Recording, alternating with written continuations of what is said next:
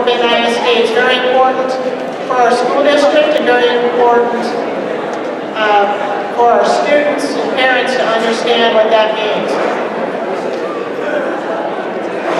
Okay. So I'll go ahead and introduce Dr. Christy Whitbeck.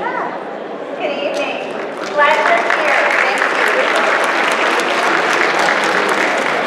We will tonight provide for you kind of a condensed, shortened version of the work that we've been doing for the last many months, and in terms of preparing for a lot of different opportunities for all students at all schools. So hopefully, no matter what school you are from, you will find that there's information in here that pertains to you. So starting off, as we've done all of this work, just want you to know that it's been a long time coming, and that we stick to our mission statement about being able to inspire and equip all students to pursue futures beyond what they can imagine. I'm going to ask if someone could do the light. There's a light that can turn out just right here. It makes it a little easier for the audience to see the screen. Thank you. You can see that there's just, and we'll see it better in a moment, but there's a whole lot of work that's been going on since 2012. The district hired Jacobs Engineering to do studies, to literally walk the floors of every school, look at the facilities. That was all part of the bond and part of how they determined what we needed. But there's been a lot of things. There's been a college and career readiness plan, a curriculum audit that told us, you've got great curriculum in these courses, but these courses need help, and they need more rigor. They gave us all kinds of feedback. We've had safety and security plans, technology plans, and then of course we passed a bond. And we've got just basically, as you can see, a lot going on in Fort Bend ISD. And the point that I want to make is that it is connected. It is all connected to a lot of what we need to offer students in terms of programming. So House Bill 5. What do you need to know? The 83rd legislature passed this bill in 2013, and the recommendations that they gave the districts about specific courses, they really didn't give us till last January. So people in the curriculum department have been very busy looking to see how does that affect Fort Bend. In this bill, they require coherent sequences of courses. And that's really not hard to figure out because everybody knows English 1, 2, 3, 4, Spanish 1, 2, 3, 4. It's coherent, it's a sequence, easy. But when it gets into some of the career and technology that we're going to explain, it's not that simple. But they're requiring that those occur. And the idea is really a good idea because it gives students more flexibility. When we've had the 4x4 system, it's pretty rigid in terms of what students had to have with a few electives of choice. So what we've been working on, and as Dr. Dupree even shared, we've been trying to figure out how do we go about having the best structure in our system because we have 72,000 students. We're projected to be at 85,000 in the next 10 years. That's a lot of students, and they have varied needs over this district. How do we go about doing that? And two big things that we really wanted to focus on were the structure, how do we deliver, and the choice. And when you think about choice, and I just kind of like this one, everybody likes choice. We all do. We know as we teach gifted students, that's how I began my career, was as a teacher of the gifted students. And you learn early on in your training that the more choices that you give gifted students, the better, because they like to be able to show you how they know something in a completely different way, not always just a worksheet or written expression. And really, this is true for all students, not just GT. So choice is a really big piece. And so as we prepare our students for what are they interested in as they get to high school, they may not know what career yet, but they know what they're interested in. How do we provide them with lots of choices so that then these very well may lead to a career choice or maybe even just further study at the university level. And so this has been our charge.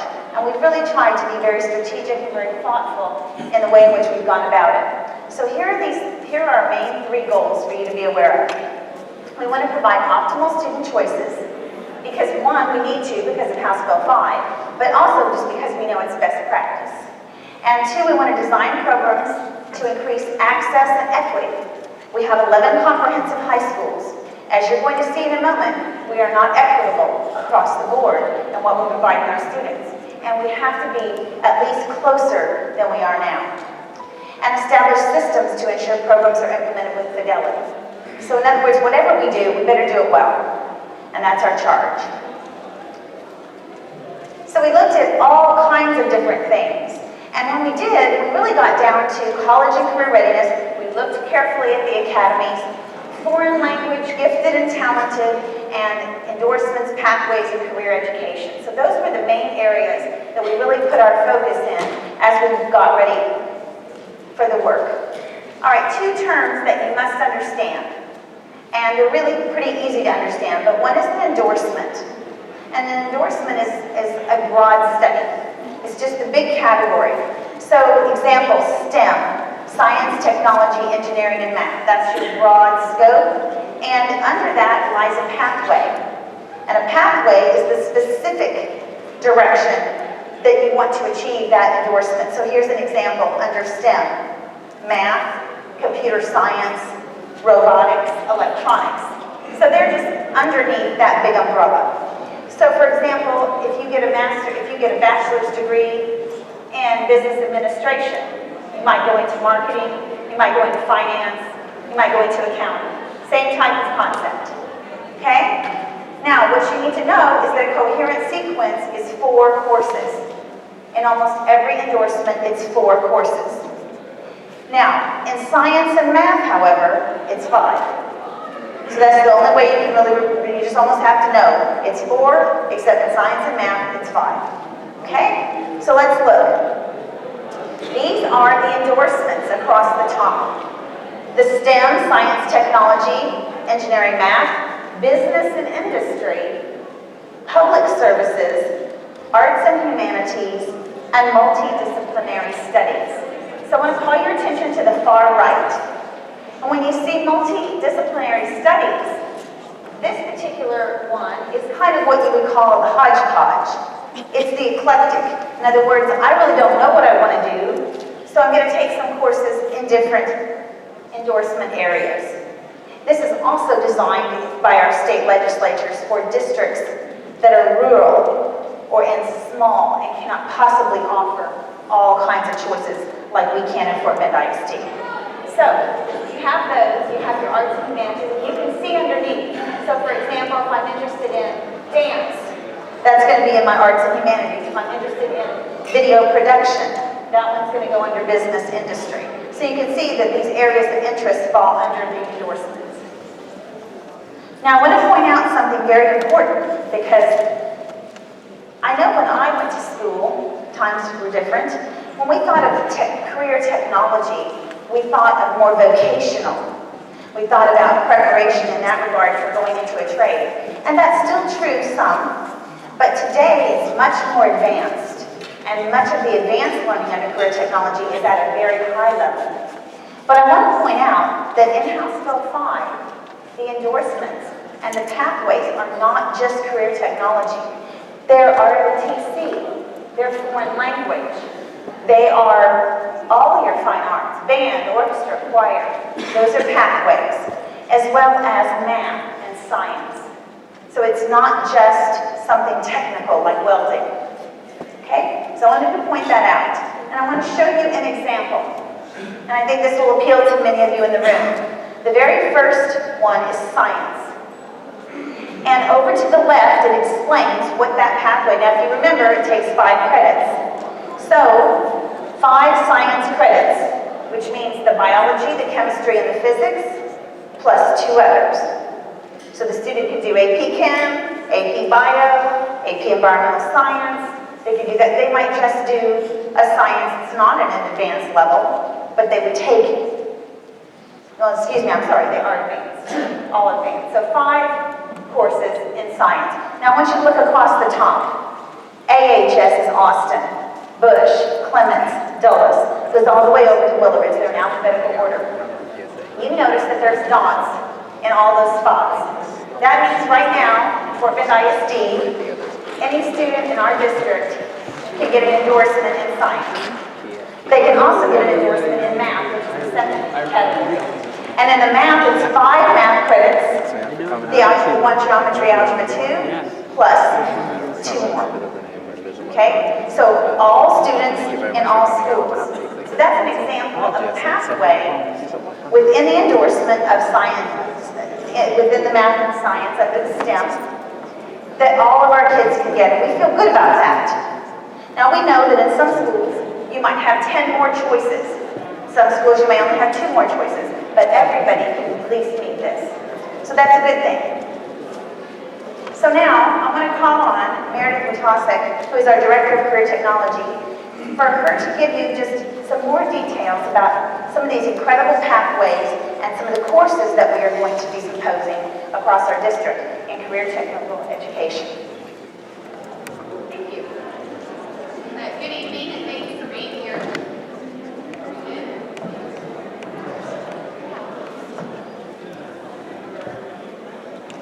Like Dr. Whitbeck pointed out, career and technical education years and years ago was very much geared towards vocational students that maybe were not going to go to college. Around the room, you'll notice that there are posters. These posters are aligned to what are called career clusters, which are identified by the government. All jobs fall in a career cluster. Career and technical education covers all 16 career clusters. So what that means is that we need to be able to offer courses to students who want to become the next doctor, or the next accountant, or CPA. We need to offer courses for somebody that wants to go into aerospace engineering. All of those type of courses are found in career and technical education. Currently, we have a total enrollment for this year of over 18,500 students in career and technical education. There is about 85% of the current juniors and seniors are enrolled in at least one CTE course.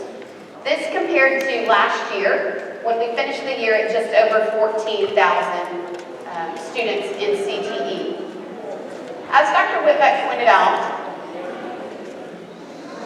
what we have in our district is we have a lot of classes offered at different campuses, but maybe not a clear pathway or a coherent sequence.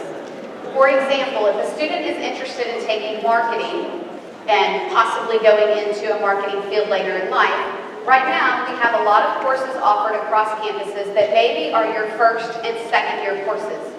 Where we may be lacking are on the junior and senior level upper end courses. In the next few displays I'm going to show you, you're going to notice some squares. That is where we're going to build out these pathways. Before we look at it, this will show you a list of 17 different classes that are currently available in our district in the agriculture, food, and natural resources. And I point this one out because this one has one of the largest misconceptions.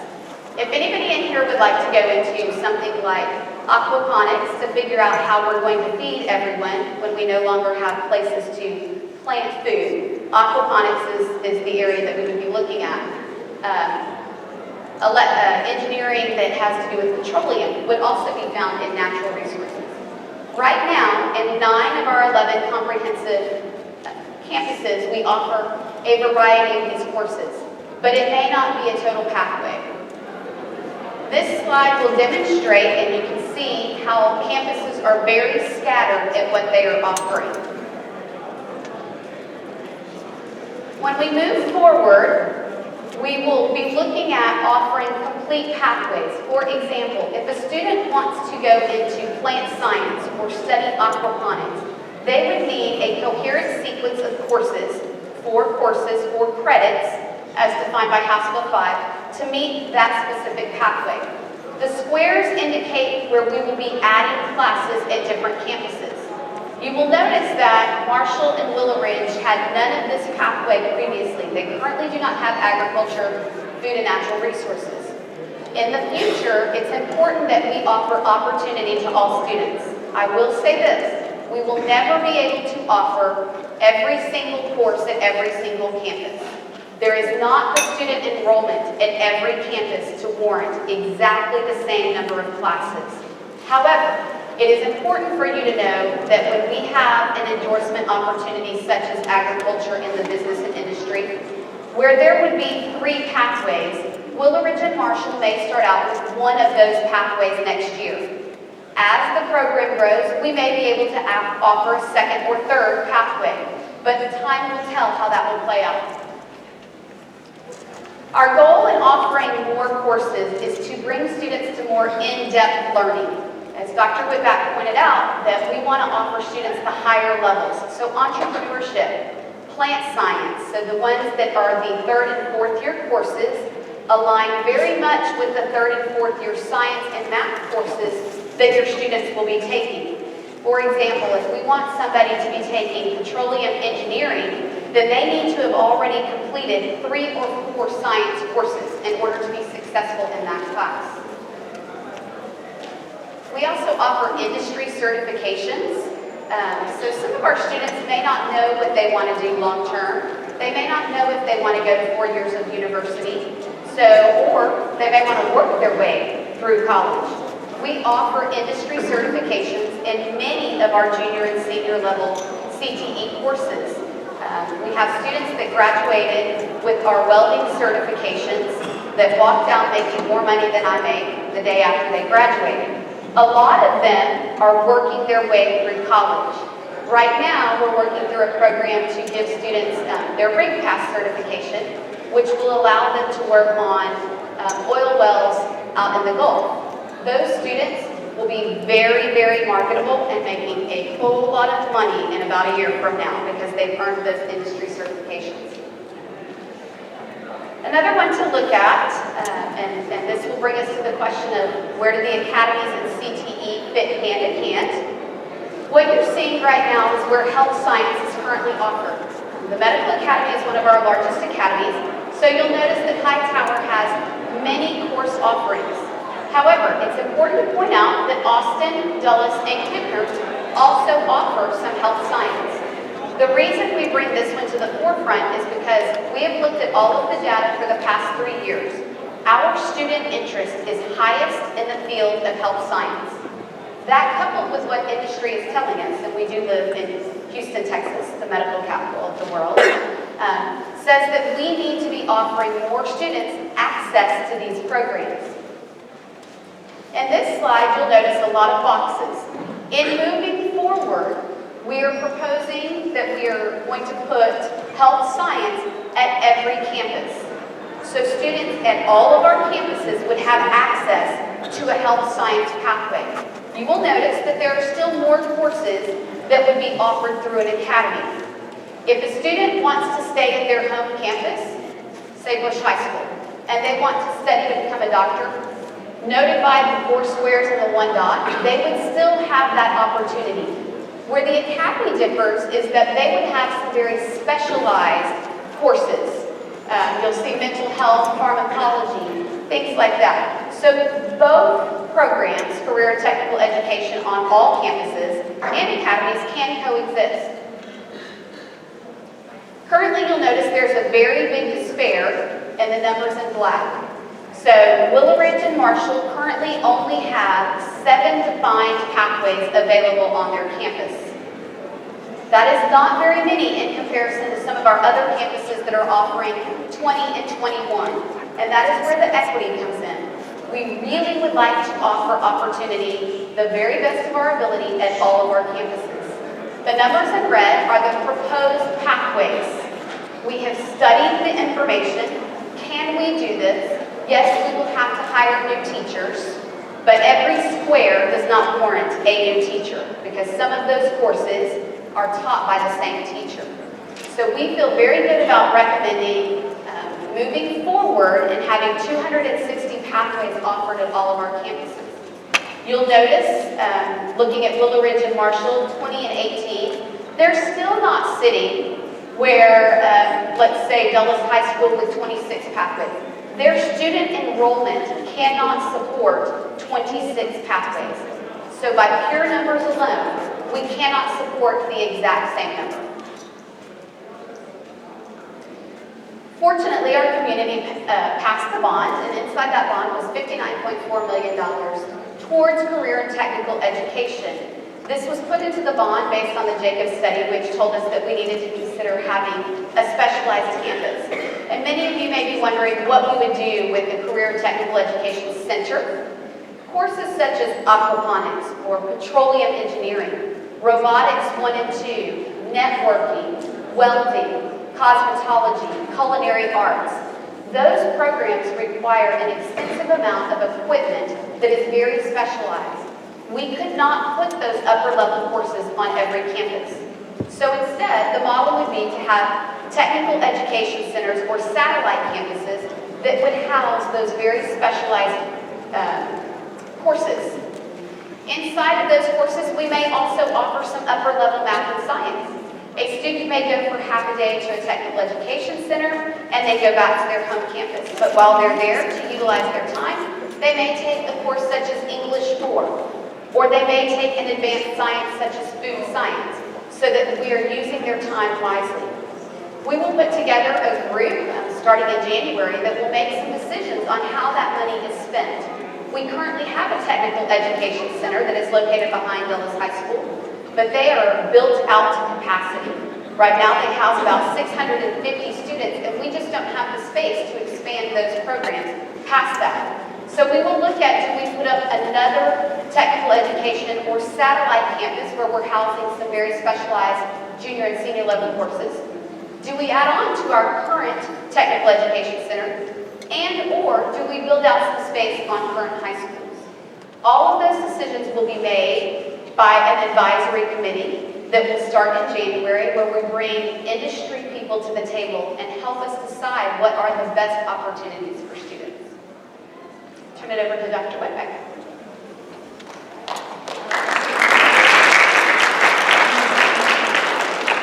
It's interesting when Meredith shared with you of that 59 million. It's like, you know, we work so hard and so much tedious work. This is like really exciting to actually get in on the planning. How cool can we make some of these satellite places for our students, and what can we offer them that we can't do right now? That part is just really challenging and exciting. I just wanted to point out about foreign language because House Bill 5 gives 2 ways that students can meet the needs in a pathway in foreign language. They can go 4 sequential levels in one language, or they can do 2 and 2. So they might want to do 2 years of Spanish and 2 years of French, because they're maybe interested in more than one language. So this is what we want to make sure that we also are offering. So here's where we stand today, what we believe that we can do. We want to make sure we have at least Spanish and French at every campus. But we want to do some exploring and looking at world languages related to the workforce need. And we know that Mandarin Chinese is very much in demand. We offer that at a few of our schools, but we really need to expand that opportunity. And then we want to research some other languages to consider adding in the future. So that's where we are right now with foreign language pathways. But for sure, 2 at every school so that a student could go 4 or 2 and 2 at any of our 11 schools. Gifted and talented. Want to address that we really feel that we need a comprehensive study in Fort Bend ISD. If you haven't had a student, or some of you have been in GT programs, you know that from kindergarten through senior level, there are different models. Right now, for example, in our elementary level, we cluster, meaning that in one given classroom in 3rd grade, there's a group of students in that classroom that are identified gifted. The idea behind that is that at least the teacher can group by reading level or by project of interest. They can work with those students, and then those teachers are given additional training to be prepared. There are other models out there too. Maybe ours is the best, maybe there's better ones. So that's what we want to study. We want to study, are we doing the very best K-12 in best practice, identifying students, and the way in which we provide the services. So that'll be a big review next school year. And just so you know, in terms of that gifted and talented, those are the numbers of students that we have currently identified in Fort Bend ISD at each of the levels. And so you can see that we're a little low on the elementary level proportionately to as many students as we have. I think I left that over in the other area, my little paper. We have a kind of a scenario for you that we wanted to read. Do you have it with you, ladies? Oh, they do, Meredith, thank you, sorry. We have scenario 3 students. We just kind of wanted to randomly think about 3 typical typical Fort Bend kids that are all very unique and different. How can we meet their needs? So, here we go. We have a handheld somewhere. Yeah, handheld. Can we have a handheld mic? It'd be easier than I'm doing. Thank you so much. All right, student one. Are you student one, Ms. Caroline? Okay. Good evening. I'm a fictitious student number 1. I happen to be a star tennis player.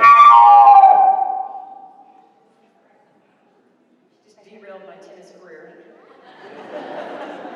I take a combination of AP classes and on-level courses. I will be a member of the tennis team for my high school for all 4 years. I will be successfully completing all 4 advanced placement courses. While my goal is to play at Wimbledon and the other major opens, I would like to have a fallback plan of becoming possibly a personal trainer or maybe even a tennis pro.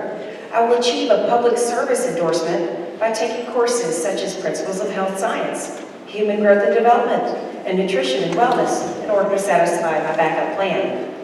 While I may very well be the next pro tennis superstar, I might also like to take some college courses leading to a degree in science that could even include me having a career in the medical field. Well, student number 2 couldn't be here tonight, but I said I would stand in for him. So one of the students who falls among the top 10% of the campus, he has taken an extensive number of AP courses in all 4 content areas. His goals are to travel the world, working his way up through an oil and gas company where he will eventually land as CEO. He will achieve a business and industry endorsement, focusing through coursework which focuses on business management and natural resources. He will achieve a STEM endorsement due to his completion of 5 science courses. Additionally, he will receive a multidisciplinary endorsement due to AP coursework in the 4 content areas.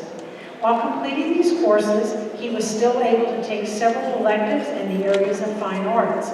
Upon high school graduation, he will move on to college coursework in the field of petroleum engineering.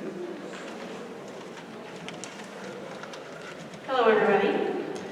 I represent a student who comes from a population that has experienced learning difficulties. I have been successful in completing coursework in my least restrictive environment in the regular ed setting with included general ed and special education classes. I might be able to earn a public service endorsement, or I might choose an endorsement from any of the other 4 areas. And I can take courses such as Human Growth and Development and Principles of Health Science. In the future, I might obtain a nurse's certification or possibly a pharmacy tech endorsement, and that would allow me to work in a facility or go to work in a medical setting. And if possible, if I choose to pursue the pharmacy tech and go ahead and complete my pharmacy program, I could end up being a full pharmacist through a 4-year program at college.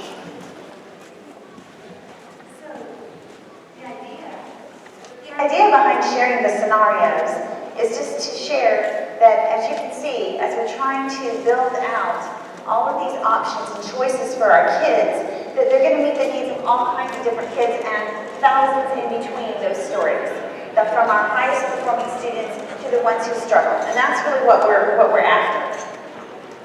So our next steps are long-range planning for career and technical, and we want to engage that board. We're going to start right after the winter break because we know we want to get busy, and we have the voters have approved the money, and it's time to start the exciting planning. We want to add some positions, and we hope that our Board of Trustees would feel confident that they will approve a staffing plan in the spring that will allow us to bring on board some of these additional teachers. And Meredith elaborated on health science, but I also want to share with you that arts and AV, which is a lot of the multimedia and a lot of what you see even at the Digital Media Academy at Hightower, we really feel as though those need to be duplicated in each of our schools, because there's a lot of need, and we actually already have them at several of our schools. For example, Travis High School has as strong of equipment and program as we have at the Academy in Hightower. Just an outstanding program there. So we want to duplicate that. Project Lead the Way is just another very, very detailed and comprehensive engineering program. It requires intensive training by the teachers which is handled in the summer. They go away for like 3 weeks of embedded training. And it's an excellent program. We want to see that at each of our schools because we know that we have students right now that would be ready to go. So those are things that we want to see next year, and we believe that we can do that. And so that's exciting as well. Another next step is to update the course catalog selection to match the streamlining and the addition, so that those of you that are students now, when you get those course catalogs in your families, you'll be able to see this new and improved options for you. Okay? And then just kind of going back to kind of wrapping it up and reminding you of our goals. We really want a lot of optimal choices. We want to increase the access and equity, and you saw the disparity, that we cannot support that type of disparity in our school district, and we don't believe that that's the right thing to do, so we're excited about being able to rein that in.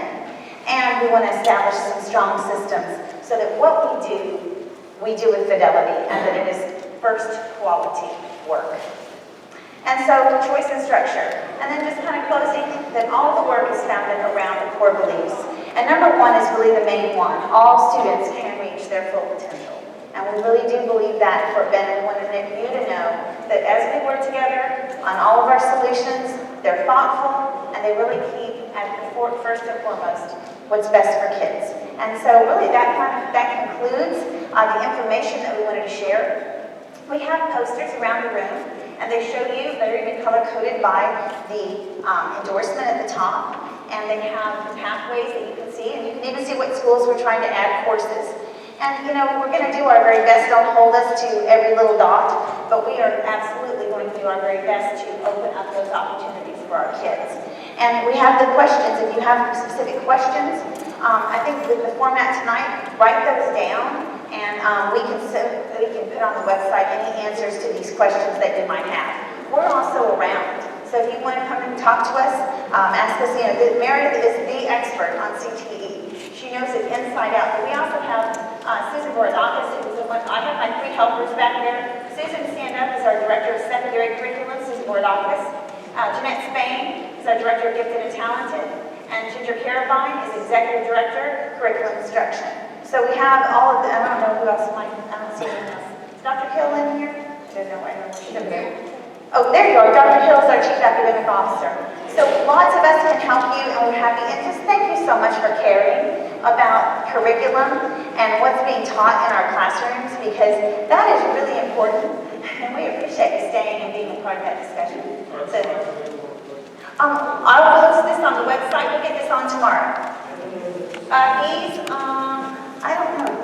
Those are in draft format. As soon as those are all finalized, your students will have access to those in January, where it will show exactly what's offered through our course catalog. So those are in draft format. There is one great question I'd like to just address, if that's okay, and it is, what do we do when our students want to change pathways? And we didn't address that, but House Bill 5 is set up so that there's flexibility so students can change pathway. And when we talked about our 3 examples, sometimes those pathways include courses that count as science and math inside of an endorsement, so they're kind of double dipping, if you would. So a fine arts student would get credit for their fine arts class as well as a pathway class.